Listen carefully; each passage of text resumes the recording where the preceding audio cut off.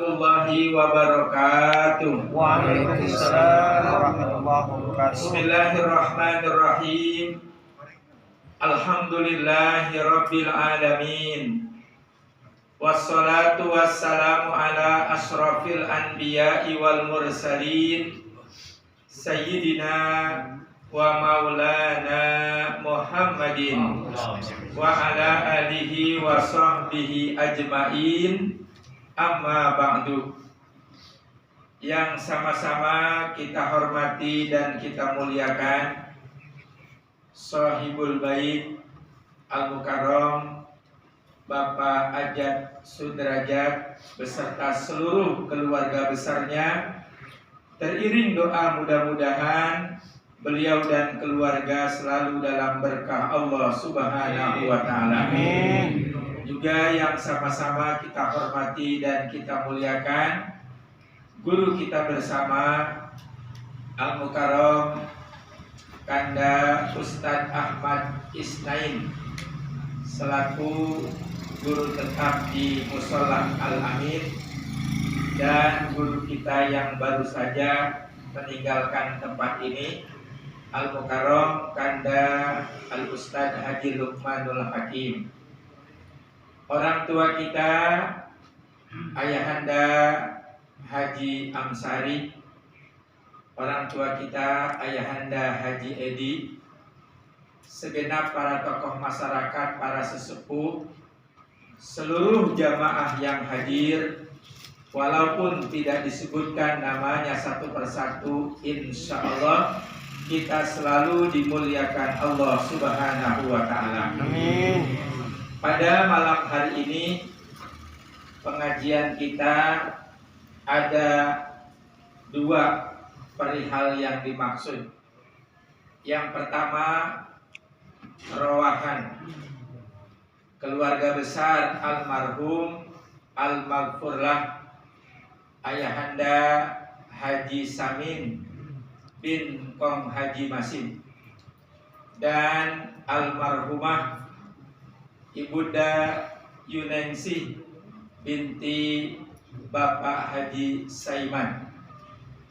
Mudah-mudahan seluruh bacaan-bacaan yang mulia tadi, dari pembacaan Ummul Qur'annya, pembacaan surat Yasinnya, pembacaan doanya, semuanya itu menjadi pahala yang berlimpah yang Allah berikan kepada almarhum dan almarhumah. Allah ampuni seluruh dosa dan kesalahannya. Allah terima amal ibadahnya. Allah jadikan kuburnya raudhah min riyadil jannah. Dan pengajian kita yang kedua yaitu tawakuf sementara karena akan menyambut datangnya bulan suci Ramadan. Bulannya masih bulan Sya'ban. Kita sudah nisfu kemarin. Tadi guru kita sudah mengulas sedikit tentang kemuliaan bulan Sya'ban. Bulan Sya'ban itu di tengah-tengah, diapit kata orang Betawi. Depannya Rajab, belakangnya Ramadan. Ini dua bulan yang ngapit, bulan besar. Rajab syiar Isra dan Mi'raj. Ramadan memang bulan yang agung. Istilahnya kayak kealingan. Padahal bulan Sya'ban juga bulan yang punya kemuliaan. Bukti bulan Sya'ban juga bulan yang memiliki keberkahan dan kemuliaan dari doa yang dibaca oleh Rasulullah, yang juga kita baca setiap hari. Allahumma barik lana fi Rajab wa Sya'bana wa balighna Ramadan. Disebut tuh tiga. Ya Allah, berkahi kami di bulan Rajab, udah kelewat kemarin. Berkahi kami di bulan Sya'ban, berarti sekarang. Dan sampaikan kami kepada bulan suci Ramadan. Kalimatnya wa balighna Ramadan, nggak pakai balik ladang lagi. Kenapa? Itu kalau dalam ilmu nahwu itu sudah lebih agung. Nggak pakai diomongin, nggak pakai disebut. Bulan Ramadan aja dia punya lebih nama bulan suci. Jadi bulan yang penuh dengan kemuliaan. Tadi guru kita nyebut salah satu yang terjadi di bulan Sya'ban, yaitu Allah turunkan surat Al-Ahzab surat 33 ayat 56. Ayat yang sering dibaca para khatib di khutbah yang kedua, yang isinya perintah membaca sholawat kepada Rasulullah. Innallaha wa malaikatahu yusalluna 'alan nabi ya ayyuhalladzina amanu shallu 'alaihi wa sallimu taslima. Itu kalau melihat ayatnya, Allah dan malaikat yusalluna pakai fi'il mudhari. Maknanya apa? Maknanya itu adalah istimrar. Berarti Allah dan para malaikat terus menerus bersolawat kepada Rasulullah. Jadi gak ada hentinya. Makanya pernah ada dialog tuh. Maaf ya, orangnya itu orang yang gak percaya Tuhan. Kalau saya sekarang disebut orang ateis begitu. Dia deketin kiai. Pertanyaannya begini, wahai kiai, saya mau nanya, tapi jangan marah ya. Mengapa pertanyaannya? Kira-kira Tuhanmu, Tuhan Allah lagi ngapain sekarang? Itu kan pertanyaan gak semunggah itu. Pertanyaan gak danta kata orang sekarang. Ditanya Allah lagi ngapain? Itu kiai jawabannya singkat. Allah sedang bersolawat. Karena tadi itu yusalluna maknanya terus menerus, nggak ada hentinya. Ketika Allah suruh kita hambanya, kalimatnya beda, sallu. Nah itu kata ulama, al aslu fil amri lil wujub, berarti wajib, perintah maknanya. Wajib bagi kita umat Rasulullah, hamba Allah, bersolawat kepada Rasulullah. Makanya bulan Sya'ban, bulan Nabi, maka salah satu amalannya perbanyak membaca solawat. Dari sekian banyak solawat yang kita kenal, ada solawat munjiah, ada solawat tafrijiyah, ada solawat kamilah, ada solat Nur, ada sholawat Mekah Madinah, semuanya bagus. Tapi ulama besar kita yang bernama Syekh Imam Nawawi, beliau yang mulia berkata, puncak setinggi-tingginya sholawat itu adalah sholawat Ibrahimiyah. Sholawat yang kita baca di dalam sholat tadi. Allahumma sholli ala Sayyidina Muhammad wa ala ali Sayyidina Muhammad. Hadisnya masyhur. Karena sholawat itu bukan dari Nabi itu kan adanya di sholat. Bacaan sholat dari mana? Dari Allah. Allah ngajarin Nabi sholat wajib. Ini bacaannya dari doa kita sampai salam, termasuk at-tahiyat, di dalamnya ada sholawat. Allah yang ngajarin langsung. Jadi bukan buatan ulama, tapi langsung dari Allah. Makanya hadisnya itu dia masuk hadis yang mutawatir. Maaf ya, ngomong rada susah nih. Ngaji mustalahul hadis. Nanti nggak ngerti dengerin aja ya. Ya. Ada hadis yang diriwayatkan satu orang, ada hadis yang diriwayatkan dua orang, ada hadis yang diriwayatkan tiga orang, ada hadis yang diriwayatkan banyak orang. Kalau perawinya, periwayatnya satu, namanya gharib. Walaupun satu, hadis itu bisa diamalkan. Kalau dua, berarti ajiz. Kalau tiga, berarti masyhur. Tapi kalau banyak, namanya mutawatir. Nah, perintah sholawat tadi, itu hadisnya mutawatir. Termasuk bacaan sholawat tertinggi, sholawat Ibrahimiyah, itu hadisnya mutawatir. Makanya sholawat itu dibaca kapan saja bagus. Tidak perlu diijazahkan kepada guru, dari guru, semuanya boleh membaca sholawat. Bulan Sya'ban, salah satu amalannya perbanyak bersolawat kepada Rasulullah. Yang kedua, Di bulan Sya'ban ada peristiwa. Surat Al-Baqarah 144, yaitu Allah kembalikan arah kiblat yang tadinya ke Baitul Maqdis. Baitul Maqdis itu Palestina, Masjidil Aqsa. Allah kembalikan ke Baitullah, Masjidil Haram. Qad nara taqalluba wajhika fis sama, fala nuwalliyannaka kiblatan tardoha, fawalli wajhaka satral Masjidil Haram, wa haitsu ma kuntum fawallu wujuhakum satra. Aku, kata Allah, sering melihat engkau wahai Muhammad, engkau mendongakkan kepalamu ke langit. Kalau habis sembahyang subuh, Nabi keluar dari masjid, dongak ke langit, tapi air matanya bercucuran. Apa maksudnya? Nabi pengen arah kiblat dibalikin lagi ke Baitullah, karena 17 bulan 3 hari itu arah kiblat dipindahin ke Baitul Maqdis. Tujuannya apa? Supaya bisa membeli hati orang-orang Yahudi.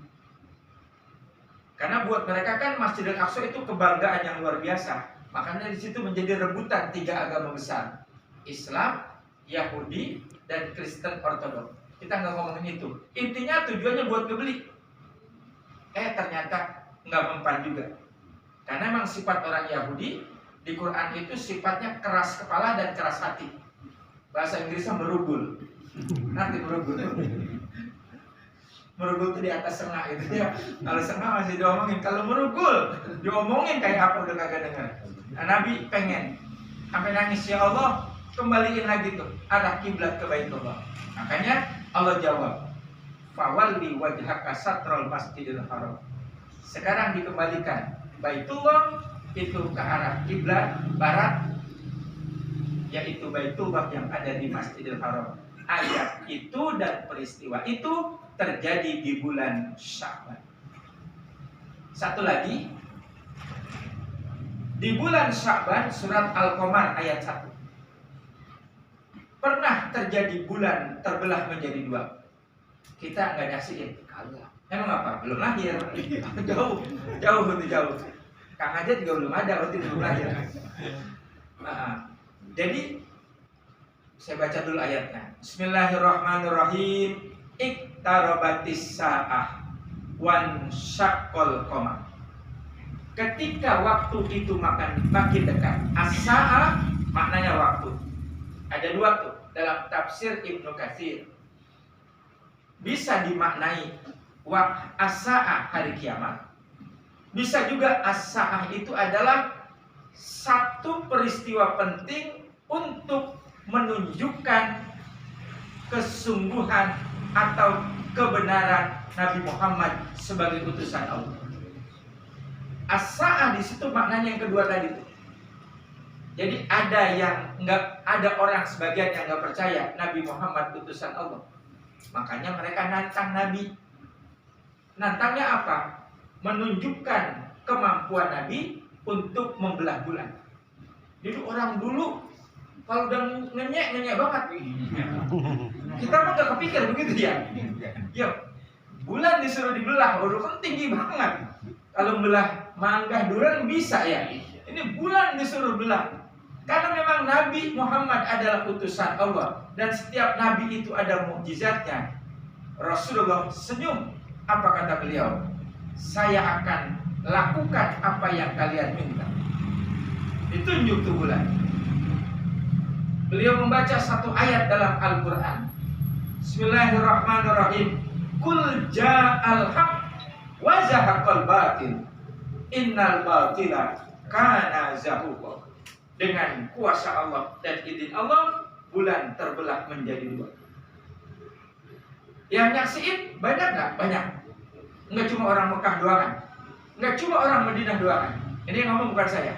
Nanti bisa dibuka dalam bukunya Profesor Dr. Quraish Shihab, ulama kita ahli tafsir, dalam bukunya yang berjudul Wawasan Al-Quran. Beliau kan emang ulama besar. Ceramahnya bukan di Indonesia doang kan, udah ke luar negeri. Kalau saya kan dari RT ke RT, tanya tang sumur beda. Beliau pernah diundang ke tempat rumah ibadahnya orang Buddha, orang Hindu, orang Nasrani. Kalau orang Islam nggak usah pakai diomongin ya. Dan ternyata tokoh-tokoh mereka yang masih objektif ngomong jujur itu ngakuin bahwa pada tanggal sekian, bahkan itu diabadikan tuh, di temboknya dibuat tulisan kayak ukiran. Kalau di Borobudur kan ada tulisan Jawa kuno namanya. Itu ditulis tuh, bahwa pada tanggal sekian mereka menyaksikan keajaiban alam. Ngomongnya begitu. Kalau kita kan keajaiban Allah, bahwa bulan pernah terbelah menjadi dua. Dan itu peristiwanya terjadi di bulan Syawal. Dah 3 aja ya, jangan banyak-banyak ya. Ya, ntar nasi kebulinya nggak makan lagi. Nah, sekarang kaitannya apa? Bulan Sya'ban dengan rohahan. Rohah itu jamak dari ruh. Ruh berarti orang yang sudah berpulang ke rahmatullah. Makanya Pak Ajat dan keluarga nunjukin nama kita, baktinya kepada orang tua. Di bulan Sya'ban tidak pernah berhenti doain orang tua. Itu ajaran kita tuh, Ahlus Sunnah wal Jamaah, jangan ditinggal. Yang maaf ya, bukan menggurui, yang namanya kuburan orang tua dekat ziarah. Sambil dibersihin, jangan bersihin. Kemarin saya agak sedikit marah, namanya teman nggak apa-apa marah. Jadi rupanya dia punya abangnya meninggal, abang dia meninggal, dia punya makam keluarga, sepertiga dari ibu. Iya, punya keluarga. Bapaknya, ibunya, bontot, dia kan bertiga, sama abang yang meninggal. Begitu saya dapat tugas baca talqin dan doa. Begitu dari masjid, almarhum dibawa, kaget kita, termasuk saya. Itu alam-alam udah segini. Saya pun orang Betawi ya. Saya pencet lehernya, bahasa Betawinya. Lu gak pernah ziarah sama orang tua ya? Dia diem aja. Kan ketahuan gak pernah ziarah. Ketahuannya apa? Itu alang-alang. Kagak diberesin kan? Berarti gak pernah ziarah sama orang tua. Coba. Ya, udah nggak dikata terlambat. Pokoknya kelar ini rapiin. Kesian orang tua. Gitu. Orang tua sih nggak ngapa-ngapa. Cuman dipandang kagak pantas. Kan harus cakep, harus rapi. Karena waktu kita hajian aja kan Pak Hajat ya, dibaki, dimaklah kuburan bersih, bersih. Itu saking bersihnya bahasanya kita duduk selonjoran juga bersih, terjaga. Kita ziarah ke makam para wali sama bersih, cakep, harusnya begitu. Nah, kita nggak panjangin ya. Kaitannya dengan ruh. Mufti Betawi awal. Agak susah ngomongnya. Mufti ulama besar. Mufti Betawi. Kalau saya sebut kata Betawi, jangan orang Jawa sudah jangan tersinggung nih. Ini bicara Jakarta dulu. Mufti berarti ulama hebat, ahli fikih, ahli tauhid, ahli tasawuf.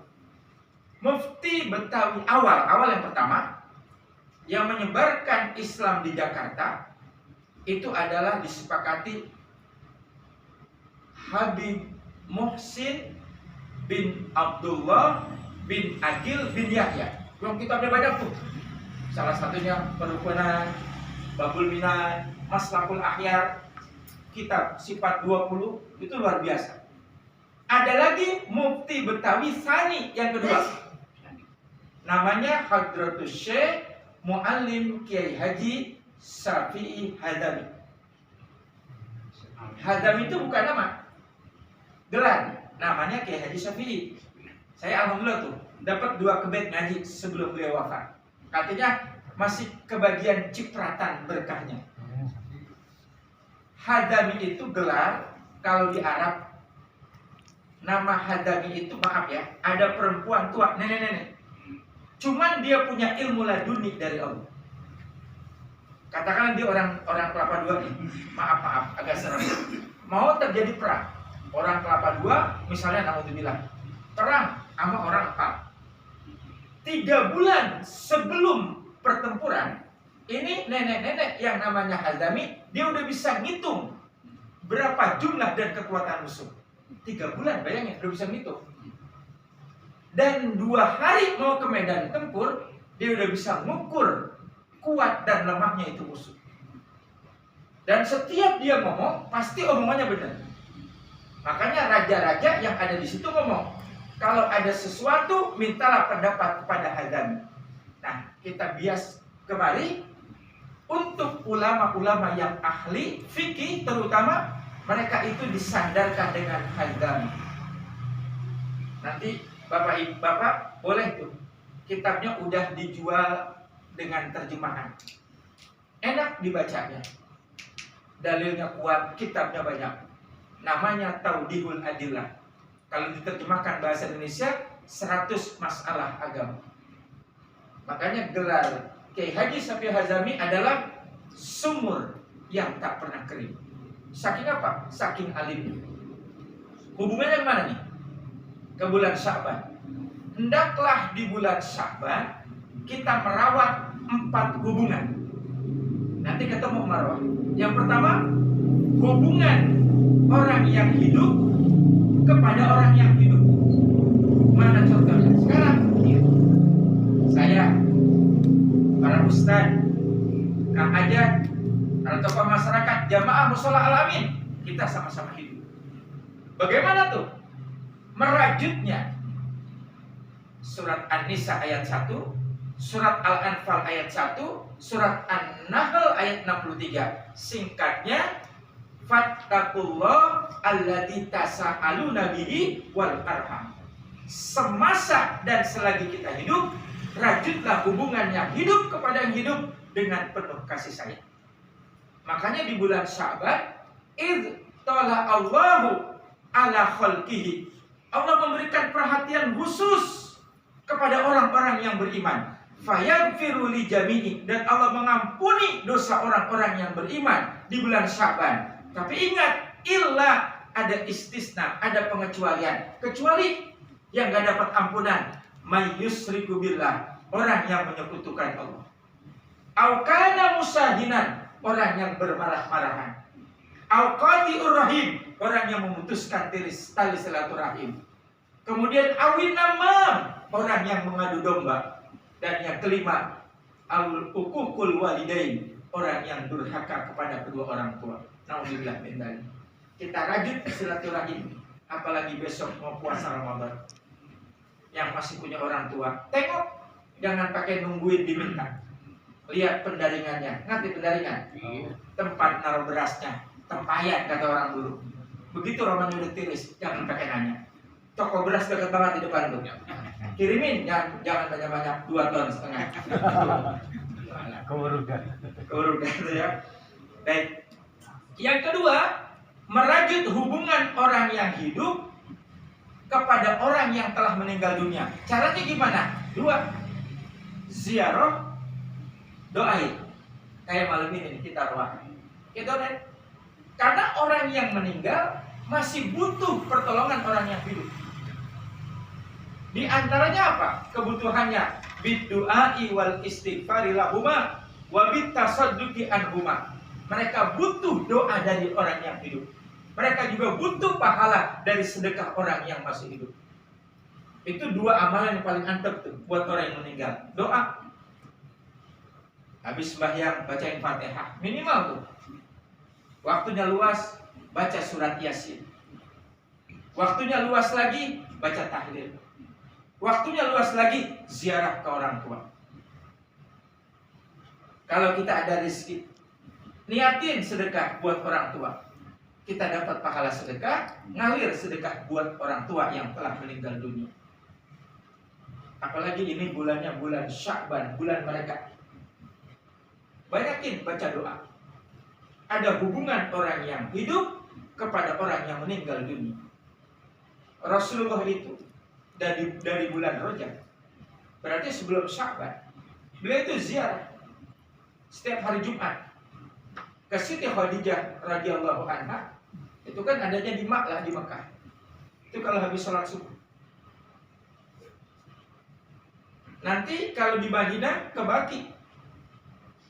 Sahabat-sahabat Rasulullah yang mulia, yang banyak wafat di tempat yang mulia itu, beliau nyontohin tuh ziarah dan mendoakan. Berarti kita juga diperintahkan untuk terus mendoakan orang yang telah berpulang ke rahmatullah. Maaf nih ya, bahasanya agak kasar. Ini hadis. Rizki seret itu salah satu penyebabnya karena nggak pernah doain orang tua. Kalau nggak percaya jajalin aja deh. Iya benar. Mau gitu. Kagak, jangan sampai kita pengen rezeki lancar. Makanya setiap doa kita doain orang tua kita. Yang membuka jalan rezeki karena kita sering doain orang tua. Ada lagi yang ketiga, hubungan orang yang meninggal kepada orang yang hidup. Ini rada susah nih contohnya. Ayatnya 1. Wala tahsabanna alladziina qutilu fi sabilillahi amwatan bal ahya inda rabbihim yurzaqun. Ayat ini disepakati oleh para mufassirin, ayat ditujukan kepada para wali-wali Allah. Jadi terjemahan bebasnya, jangan kamu kira wali-wali Allah, kekasih-kekasih Allah, ketika mereka meninggal dunia itu mereka mati sama seperti mayit yang lain. Tidak, bal ahya, akan tetapi mereka hidup. Bahkan mereka dengan nikmat dan karunia Allah bisa melimpahkan keberkahan rizki di antara kalian. Makanya kan kadang-kadang kita suka ziarah ke makam para wali. Ini ayat ini kalau kita renungi, kalau wali saja kata Allah bal ahya masih hidup meskipun sudah meninggal dunia, bagaimana dengan Rasulullah? Makanya ambil keberkahan dari para aulia. Dia tahu yang datang itu siapa. Dia nggak diam, dia pasti akan doain berkah orang ziarah ke orang-orang yang soleh. Kemudian yang keempat, hubungan orang yang meninggal kepada orang yang telah meninggal. Ada 2 contoh. Contoh pertama, contoh serem. Saya nggak mau nyebutin yang serem-serem. Ntar apa nggak makan nanti. Kita pakai contoh yang enak aja. Nah ini kaitannya dengan taklim. Kan tawakupan nih. Bahasa gampangnya begini aja dah. Bagaimana supaya kita punya ikatan kepada Rasulullah? Kan jaraknya jauh banget. Tadi kata guru kita, amalan juga jauh banget. Siapa yang sanggup menyamai amalan Rasulullah? Untuk urusan sholat tadi kita nggak sanggup, belum lulus. Urusan puasa belum lulus. Nah, kata Nabi 4 aja tuh amalin. Kalau nggak sanggup, salah satunya. Kalau 4 ini diamalkan, kita akan tersambung dengan Rasulullah. Yang pertama, kun aliman, jadi orang alim. Berarti jadi guru. Kayak kata yang di pojokan, ya udah terlambat ya. Benar nggak terlambat? Dia terlambat. Udah serahin aja sama Ustadz Ahmad Isnain, biarin dia jadi guru. Serahin sama guru-guru yang lain. Karena jadi guru juga nggak gampang. Nyantrennya kudu lama. Bacaan kitabnya kudu banyak. Udah serahin sama yang udah jadi. Begitu aja dah gampangnya. Ya. Kalau jadi alim nggak bisa, yang kedua, muta'alliman. Jadi murid orang alim. Berarti belajar. Kayak pengajian malam ini. Kita muta'alliman semua. Lah jangan dikira saya guru, bukan. Saya masih ngaji, Kang Hajar. Seminggu 4 kali, cuman subuh semua.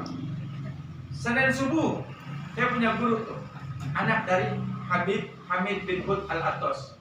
Dari Condet ke kiri dikit, yang disebut Munjur. Sabtu sore, Allah yarham Habib Ali bin Abdurrahman Asy-Syegab. Beliau sudah berpulang ke rahmatullah, sekarang nurunin anaknya Habib Ahmad. Masih ngaji. Artinya masih nyari lagi. Nggak ada kata puas buat ilmu. Dan enakan jadi murid. Ngapa emangnya? Kalau guru nolongin, kalau murid ditolongin, enakan mana? Ditolongin. Enakan ditolongin. Biarin yang berat besok Ustadz Ahmad ya, dia nolongin kita.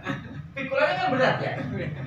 Makanya maaf, di mana ada taklim, memang waktunya ada, hadir. Bahasa gampangnya, biar banyak gurunya.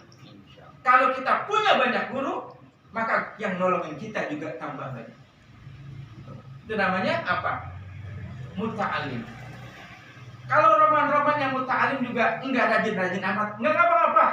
Bagian yang ketiga, mustami'an. Orang yang mau mendengar.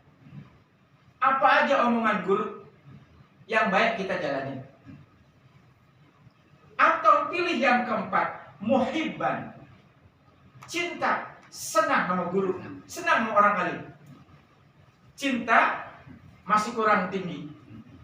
Sayang masih kurang tinggi. Bahasa yang paling tepat, bahasa Betawi, resep. Kalau udah resep, udah tuh resep banget sama dia. Habis sudah setinggi-tingginya kalimat resep. Gitu. Misalnya ayahanda nggak sempat ngaji malam Senin, lagi repot, amalin tuh muhibban. Tahajud saya nggak bisa hadir dulu, nggak ngapa-ngapa. Cuma saya nitip nih, nggak gede-gede buat Pak Ustadz Ahmad, berapa? 2,5 juta. Amin. Itu namanya muhibban. Itu namanya melotot. Itu namanya muhibban. Cinta, resep aja udah. Resep sama orang alim, resep sama orang soleh. Karena guru juga nanti Allah kasih dengan sebab kemuliaan Rasulullah bisa memberikan syafaat kepada muridnya. Jangan yang kelima, maaf ya agak kasar. Fala takun khamisan fatahlah. Bisa juga dibaca fatahin. Jangan jadi orang yang kelima. Apa? Udah nggak alim, benci. Udah nggak belajar, gede sama orang belajar. Udah nggak dengar, kupingnya nggak nerima nasihat. Dan sebaliknya harusnya cinta menjadi kebencian. Kita pilih di antara 4. Itu yang nyambungin kita kepada baginda Rasul. Mudah-mudahan semua yang hadir di Musholah Al-Amin ini Allah sambungkan hati kita kepada baginda Rasulullah. Dan mudah-mudahan sahibul hajat Bapak Hajat Sudrajat dan keluarga besarnya juga dalam berkah Allah Subhanahu wa taala. Guru kita diberikan umur yang panjang, ilmunya yang disampaikan berkah dan bermanfaat dunia dan akhirat. Wabillahi taufiq wal hidayah. Assalamualaikum warahmatullahi wabarakatuh.